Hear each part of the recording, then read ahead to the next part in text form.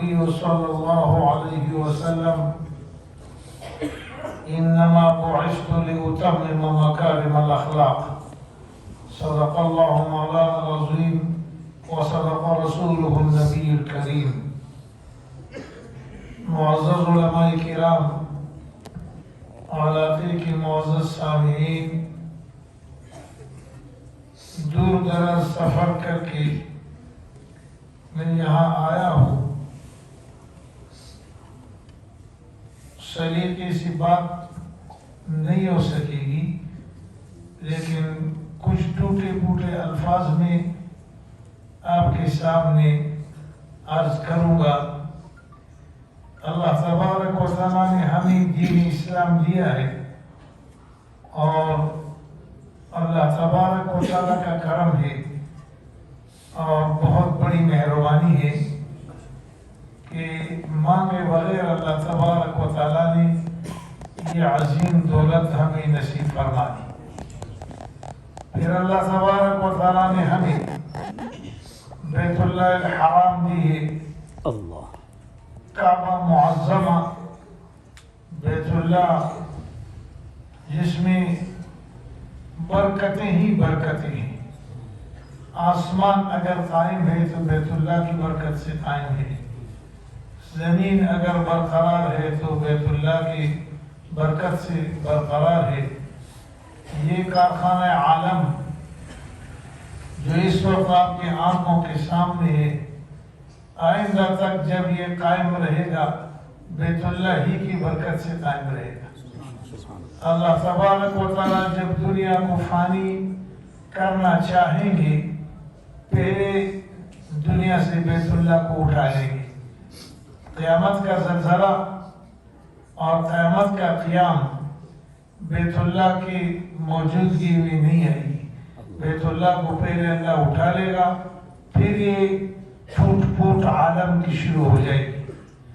بہت بڑی عظمت ہے اور بہت بڑی رحمت ہے اور بہت بڑی نعمت ہے. ہر مسلمان جس کو اللہ تبارک و تعالیٰ توفیق دیتا ہے، ان کو چاہیے کہ سال میں ایک بار بیت اللہ کی زیارت کے لیے جائے، وہاں طواف کرے، اللہ کے سامنے گر گرائے، اللہ تبارک و تعالیٰ کے سامنے عاجزی کرے. بیت اللہ بقائے عالم کا ذریعہ ہے. ایک دن پہلے اگر اللہ تبارک و تعالیٰ بیت اللہ کو اٹھا لے گا تو دوسرے دن قیامت قائم ہو جائے گی. جب تک قرآن موجود ہے اور بیت اللہ الحرام موجود ہے، کارخانہ عالم ٹوٹ پھوٹ کا شکار نہیں ہو سکتا. ہمیں اللہ تبارک و تعالیٰ نے توفیق دی ہے کہ ہم نے اپنے پیارے پیغمبر محمد صلی اللہ علیہ وسلم کو قبول کیا اور دل و جان سے قبول کیا، اور استقامت و استقام سے اور ایمان سے قبول کیا. ہمیں ذرا برابر شک نہیں نبی اکرم صلی اللہ علیہ وسلم کی نبوت میں، ذرا برابر شک نہیں. سورج جو صبح طلوع ہوتا ہے اس میں ایک آدمی انگلی اٹھا سکتا ہے، کچھ نہ کچھ کہہ سکتا ہے، پر محمد عربی صلی اللہ علیہ وسلم کی نبوت اور آپ صلی اللہ علیہ وسلم کے ختم نبوت میں کلام نہیں ہو سکتا. ہم کو شکر ادا کرنا چاہیے کہ اللہ تبارک و تعالیٰ نے ہمیں قرآن دیا ہے. قرآن اللہ تبارک و تعالیٰ کی بہت بڑی کتاب ہے، بہت بڑی کتاب ہے. سابقہ امتوں نے قرآن عظیم کی کچھ صورتوں کو سنا ہے، اس وقت انہوں نے کہا، انبیاء کرام نے بھی، عوام نے بھی، مبارک ہو وہ امت جس کی زبانوں پر یہ کلام آئے. تو یہ سابقہ امتوں کی دعائیں ہیں کہ جن زبانوں پہ قرآن عظیم آتا ہے، ادا ہوتا ہے، اللہ تعالیٰ نے ان کو توفیق دی ہے، قرآن کو پڑھتا ہے، سنتا ہے، سناتا ہے. سابقہ امتوں کی تمام دعائیں اس کو حاصل ہو جاتی ہیں.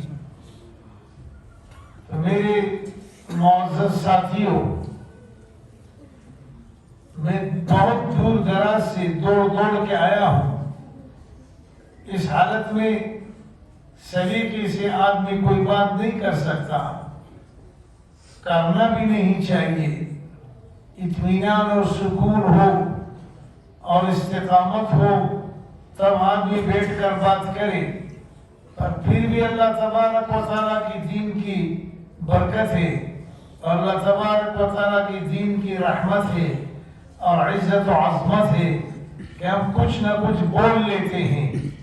تو آپ سے میں عرض کرتا ہوں کہ اللہ تعالیٰ کے اس دین کو اس انداز سے آپ سینے سے لگائیں کہ سینہ اگر ٹوٹ جائے، پھٹ جائے، ٹکڑے ٹکڑے ہو جائے تو یہ نعمت جو ہے وہ سینے سے نہ ہٹے۔ آمین آمین آمین۔ سینے سے یہ نعمت لگا رہے، اور کوئی بعید نہیں کہ ایک آدمی اللہ تبارک و تعالیٰ کی دین سے اس طرح محبت قائم کرتا ہے تو اللہ تبارک و تعالیٰ دین اسلام اس کے دل میں بٹھاتا ہے۔ موت کے وقت کلمہ توحید اس کی زبان پر آتا ہے، اور قبر میں فرشتوں کے سامنے اللہ تبارک و تعالیٰ کا کلام اور اللہ تبارک و تعالیٰ کی قرآن عظیم کی عظمت زبان پر آتی ہے، اور پھر پولیس رات پہ اللہ تبارک و تعالیٰ اس انسان کو بچاتا ہے اور حفاظت کے ساتھ پولیس رات سے پار کرتا ہے، اور پار ہو کر وہ پیچھے مڑ کر دیکھتا ہے، اور گاڑی وغیرہ تو وہاں نہیں ہوتی، پر یہ ہے کہ ایک انداز سے وہ کہتا ہے کہ جا پولیس رات میں تجھ سے گزر گیا۔ سبحان اللہ سبحان اللہ۔ جا پولیس رات میں تجھ سے گزر گیا۔ بہت بڑا مرحلہ ہے، کئی ہزاروں میں کوئی آدمی بچتا ہے، اللہ باقی نیچے گر جاتے ہیں۔ اور اللہ تعالیٰ کے معجزاتی نظام ہے، جو غلط آدمی ہے یہی پولیس رات اس کو کھینچ لیتا ہے، نیچے پھینکتا ہے۔ یہ نہیں ہے کہ کوئی باہر سے آدمی آئے گا یا نہیں آئے گا، خود یہ پولیس رات اس کو ایسے کھینچ لیتا ہے اور کھینچ کر نیچے زمین پہ، زمین تو ہے نہیں دوزخ ہی ہے، تو دوزخ میں پٹک دیتا ہے۔ تو ہم اللہ تعالیٰ کا شکر ادا کرتے ہیں کہ اللہ تبارک و تعالیٰ نے ہمیں مسجدیں عطا کی ہیں۔ وَأَنَّ الْمَسَاجِدَ لِلَّهِ فَلَا تَدْعُوا مَعَ اللَّهِ أَحَدًا۔ مسجدیں اللہ کی ہے، ان مسجدوں میں اللہ کے سوا کسی اور کو نہ پکارو۔ تو یہ جو علماء دیوبند ہے یہ کوئی گستاخ نہیں ہے، نہ کوئی نیا دین لائے ہیں، یہ دین اسلام کے قرآن اور حدیث کی روشنی میں جو صحیح بات ہوتی ہے اسی کو سینے سے لگاتے ہیں۔ قرآن کا اعلان ہے وَأَنَّ الْمَسَاجِدَ لِلَّهِ، یہ مسجد اللہ کی ہے، فَلَا تَدْعُوا مَعَ اللَّهِ أَحَدًا، ان مسجدوں میں اللہ کے سوا کسی اور کو نہ پکارا کرو۔ تو اللہ تبارک و تعالیٰ کو پکارو، اللہ تبارک و تعالیٰ کے سوا کسی اور کو نہ پکارو، چاہے وہ کتنا بڑا کیوں نہ ہو۔ غائبانہ حاجات میں اللہ کے سوا کسی اور کو پکارنا جائز نہیں۔ بے شک۔ یا اللہ کا لفظ آدمی کہتا ہے یا اللہ مدد فرما، تو یہ ایمان ہے، اور اللہ تبارک و تعالیٰ کے بجائے اگر وہ نعرہ لگاتا ہے یا شیخ عبد القادر جیلانی شیئا للہ، یہ اسلام کا طریقہ نہیں ہے۔ اسلام نے غائبانہ حاجات میں پکارنے کے لیے اللہ تبارک و تعالیٰ کی ذات کو مختص کیا ہے، اللہ کی ذات کے علاوہ کسی اور کے پکارنے کی اجازت نہیں ہے۔ حضرت ابراہیم علیہ السلام کو وقت کے بادشاہ نے آگ میں ڈالنے کے لیے جب جھولے پہ بٹھایا، اللہ تبارک و تعالیٰ نے جبریل امین کو بھیجا جبکہ جبریل امین نے اللہ سے درخواست کی تھی کہ مولا کریم زمین میں تیرا ایک بندہ تھا، توحید پر قائم تھا، آج اس کو آگ میں ہی ڈالا جا رہا ہے۔ اللہ تعالیٰ نے فرمایا کہ تم جاؤ اور ان سے پوچھو، اگر کوئی ضرورت ہو تو ان کی ضرورت کو پورا کرو۔ جبریل امین دوڑ کے آئے اور حضرت ابراہیم علیہ السلام سے عرض کیا، الکا حاجہ، کیا آپ کو کوئی ضرورت ہے؟ اب اس کو جھولے میں بٹھایا ہے اور آگ میں پھینک رہے ہیں، وقت کا بادشاہ موجود ہے، بڑے ارکان اور بڑے سرمایہ دار سردار موجود ہے، اور ایک نظارہ ہے، اس کو آگ میں پھینکنے کے لیے لوگ اکٹھے ہیں۔ تو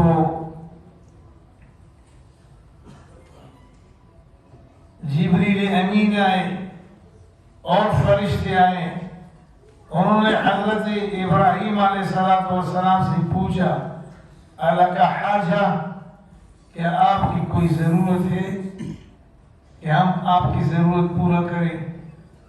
تو انہوں نے جواب میں یہ فرمایا، اما الیک فلا، اللہ، اما الیک فلا، میں رب کا محتاج ہوں، پر تیری طرف مجھے کوئی احتیاج نہیں۔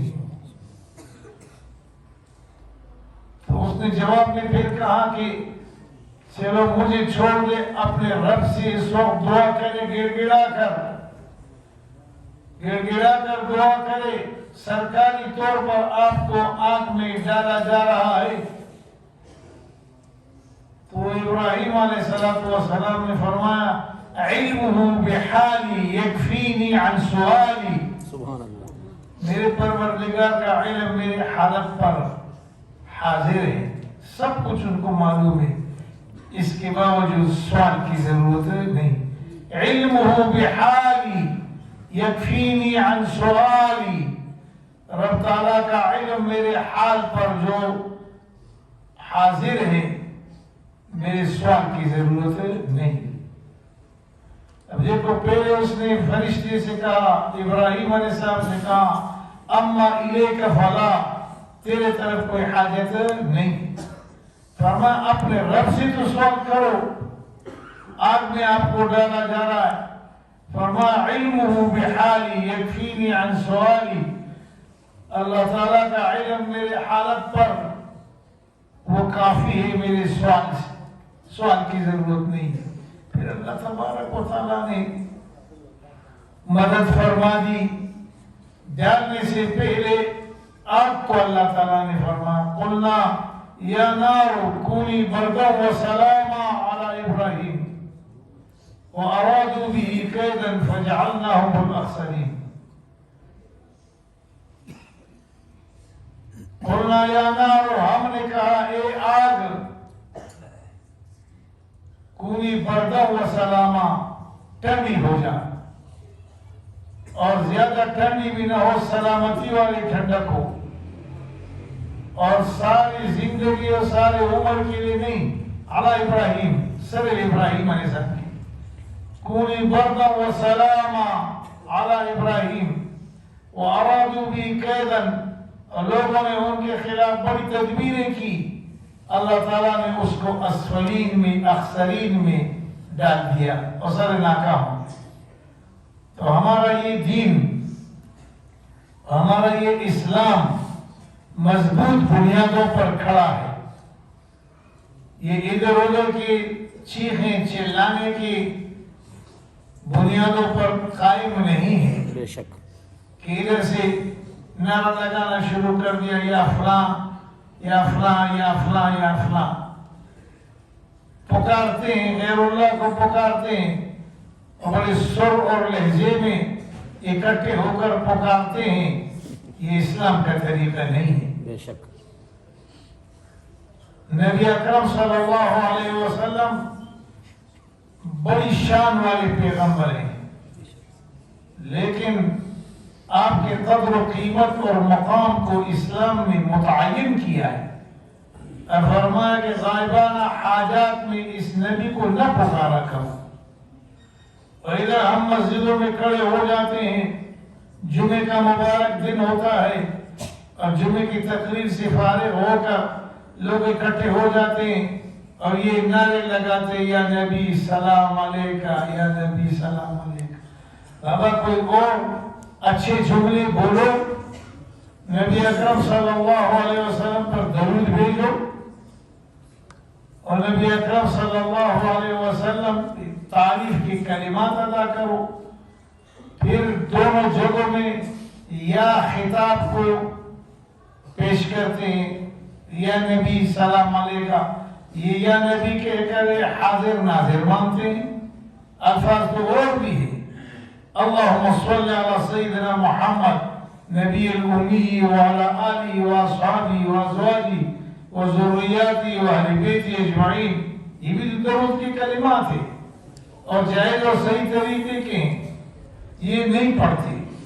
بس چند لڑکے کھڑے ہو جاتے ہیں اور لاؤڈ سپیکر میں پڑھتے ہیں یا نبی سلام علیکہ یا رسول سلام علیکہ۔ یہ سلام علیکہ سے زیادہ واسطہ نہیں، یہ یا نبی اور یا رسول اس سے کام ہے، اور لاؤڈ سپیکروں پہ لوگوں کو بتاتے ہیں، دکھاتے ہیں۔ بھائی نبی اکرم صلی اللہ علیہ وسلم عظمتوں والا پیغمبر ہے، لیکن درجات اللہ تعالیٰ نے رکھ دیے ہیں۔ غائبانہ حاجات میں کسی کو آواز دینا یہ اللہ تعالیٰ کا حق ہے، یا اللہ یہ اللہ کا حق ہے، اور اس کے علاوہ کسی اور کو غائبانہ حاجات میں اپنی مدد کے لیے پکارنا اسلام نے منع کیا ہے۔ تو بہرحال آپ لوگوں کو میں اس پر مبارکباد دیتا ہوں کہ اس علمی مرکز میں آپ بیٹھے ہوئے ہوں اور آپ کے اساتذہ مختلف علاقوں سے آتے ہیں۔ پھر مفتی اسماعیل ٹورو آپ کے پاس موجود ہے، بڑی علمی شخصیت ہے، اور ان سے فائدہ اٹھاؤ، فائدہ اٹھاؤ، جب تک یہ زندہ ہے فائدہ اٹھاؤ۔ عوام سے بھی میں کہتا ہوں، خواص سے بھی کہتا ہوں، تمتع من شمیم عرار نجد کما بعد العشیۃ من عراری۔ عرب میں ایک شاعر جا رہا تھا تو جوش میں آیا، ریاض میں اس نے یہ شعر کہا، تمتع من شمیم عرار نجد، نجد کے عرار پھول سے فائدہ اٹھاؤ۔ عام انسانوں کو خطاب کیا، تمتع من شمیم عرار نجد، نجد کے عرار پھول کی سونگنے سے فائدہ اٹھاؤ۔ شمیم سونگنا، سونگو اس کو، فما بعد العشیۃ من عراری، اثر کے بعد ہم چلے جائیں گے، پھر عرار پھول نہیں رہے۔ سبحان اللہ۔ میں بھی آپ سے کہتا ہوں کہ یہ قرآن عظیم ہے، یہ عرار کے پھول سے اعلیٰ و افضل ہے۔ تمتع من شمیم عرار نجد، مدینہ منورہ مکہ مکرمہ کے اس عرار پھول سے فائدہ اٹھاؤ۔ فما بعد العشیۃ من عراری، مرنے کے بعد پھر یہ موقع نہیں ملے گا۔ جمعے کے دن سورہ کہف کی تلاوت کا ناغہ نہ کرو، سورہ کہف پڑھا کرو، اول سے لے کر آخر تک۔ حدیث شریف میں ہے جو جمعے کے دن سورہ کہف کی تلاوت کرتا ہے، اگلے جمعے تک وہ اللہ تعالیٰ کی انوارات اور برکات میں رہتا ہے۔ اتنا زیادہ وقت اس پہ لگتا بھی نہیں۔ سورہ کہف 12 رکوعات ہے، آسانی سے آدمی پڑھ سکتا ہے۔ جو جمعے کے دن پڑھے اگلے جمعے تک وہ آدمی اللہ تعالیٰ کے انوارات اور اللہ تعالیٰ کی برکات میں رہتا ہے۔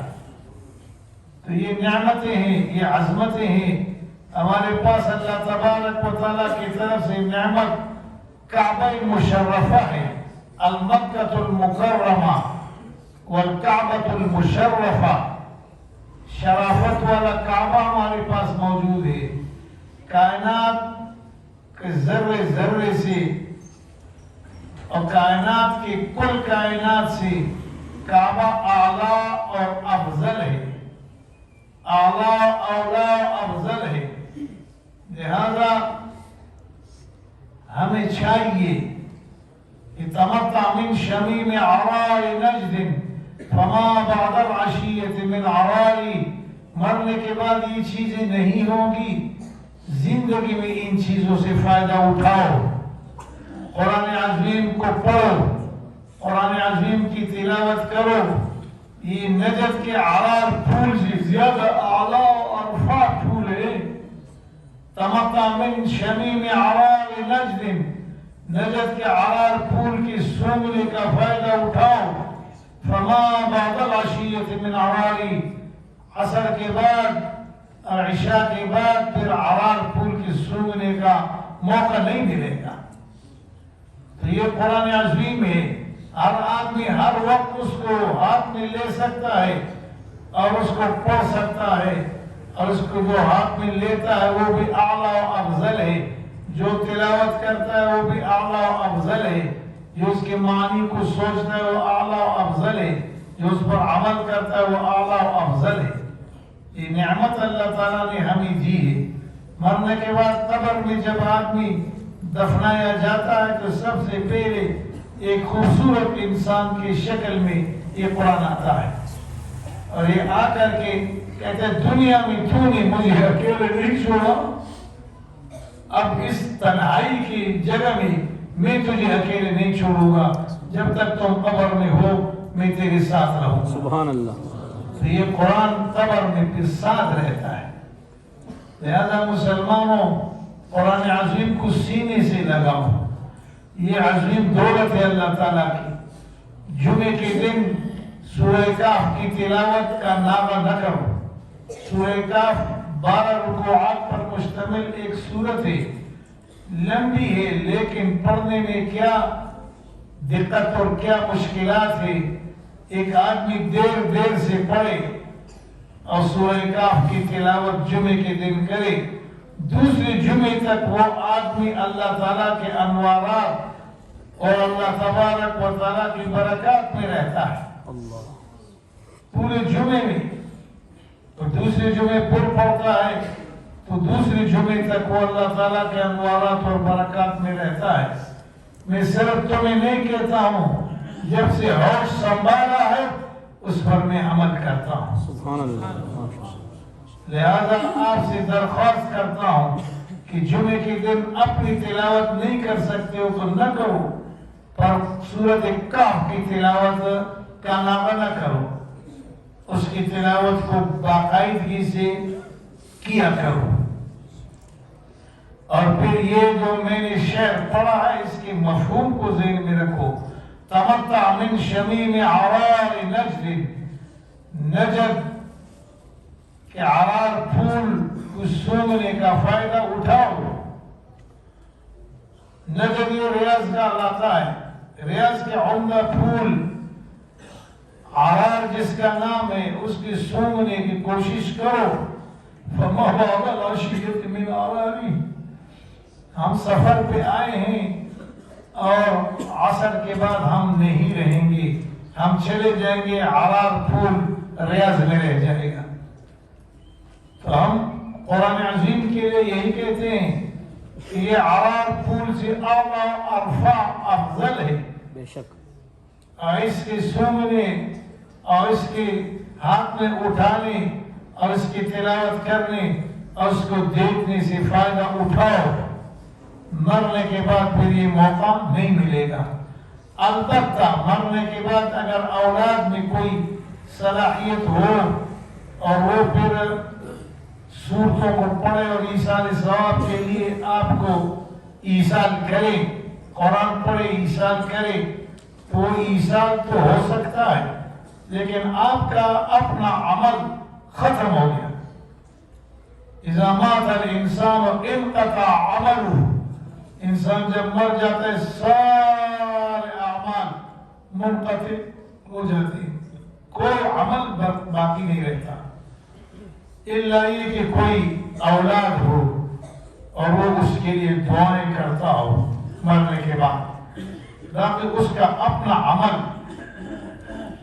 منجمد ہو گیا اور وہ ختم ہو گیا۔ لہذا قرآن عظیم کو سینے سے لگاؤ. یہ نہ کہو کہ میں کہاں ہوں. آپ پنڈی میں ہیں اور قرآن عظیم کو آپ نے سینے سے لگایا تو آپ آسمان عروج پر ہیں. سبحان اللہ. آپ پھر مکہ میں بھی ہیں، مدینہ میں بھی ہیں، اور آپ عربستان میں بھی ہیں، اور آپ پاکستان میں بھی ہیں. جب اللہ تبارک و تعالیٰ کی اس کتاب کو آپ پڑھیں گے، خاص کر سورہ کاف کی تلاوت جمعے کے دن، الحمدللہ الذی انزل علی عبدہ الکتاب ولم یجعل لہ عوجا. تمام تعریف اس پروردگار کے لیے جس نے اپنے پیارے پیغمبر پر ایک کتاب اتاری اور اس میں کوئی ٹھیڑ اور کجروی نہیں. یہ سیدھی سیدھی سادی سادی کتاب ہے، عظمتوں والی کتاب ہے. سابقین کی کامیابی کے لیے بھی کافی ہوئی ہے اور لاحقین کی کامیابی کے لیے بھی یہ کتاب کافی ہے. لہذا ہمارے ہاتھ میں یہ عظیم خزانہ ہے مسلمانوں. قرآن عظیم عظیم خزانہ ہے. من قرأ حرفا من القرآن فلو 10 امثالها، اجر کے اعتبار سے اس کو 10 گنا اجر ملتا ہے اگر قرآن عظیم کی ایک حرف کو تلاوت کرتا ہے. قرآن عظیم کی تو ہزاروں لاکھوں حروف ہے. الف لام میم 3 حرف ہے. حضرت نے فرمایا میں نہیں کہتا کہ الف لام میم ایک حرف ہے، بل الف حرف و لام حرف و میم حرف. تو الف لام میم کوئی کہتا ہے تو 3 حروف اس نے ادا کی، اور ایک حرف پہ اللہ تبارک و تعالیٰ 10 نیکیاں عطا فرماتا ہے. لہذا اپنے زندگی کو ضائع نہ کرو، اپنے اوقات کو خراب نہ کرو، دور دراز کی باتوں سے اجتناب کرو، اور جب بھی موقع ملے تو قرآن عظیم کی تلاوت کا اہتمام کرو. اور جمعے کے دن میں پھر کہتا ہوں آپ سے کہ سورہ کاف کی تلاوت کا ناغہ نہ کرو. حدیث میں ہے کہ جو جمعے کے دن سورہ کاف کی تلاوت کرتا ہے، دوسرے جمعے تک وہ آدمی اللہ تبارک و تعالیٰ کے انوارات میں رہتا ہے. کتنی بڑی دولت ہے. دوسرے جمعے تک اللہ تعالیٰ کے انوارات میں رہتا ہے. اللہ تبارک و تعالیٰ ہمیں نبی آخر زمان کی عظمتوں سے مالا مال فرمائے، ان کی نبوت کی برکتوں سے ہمیں مالا مال فرمائے، بیت اللہ کی برکتوں سے ہمیں مالا مال فرمائے، اور حرمین شریفین کی برکتوں سے ہمیں مالا مال فرمائے. اولیاء اللہ کے عزت و عظمتوں سے ہمیں اللہ تعالیٰ مالا مال فرمائے. کعبہ کی برکتوں سے اللہ تعالیٰ ہمیں مالا مال فرمائے.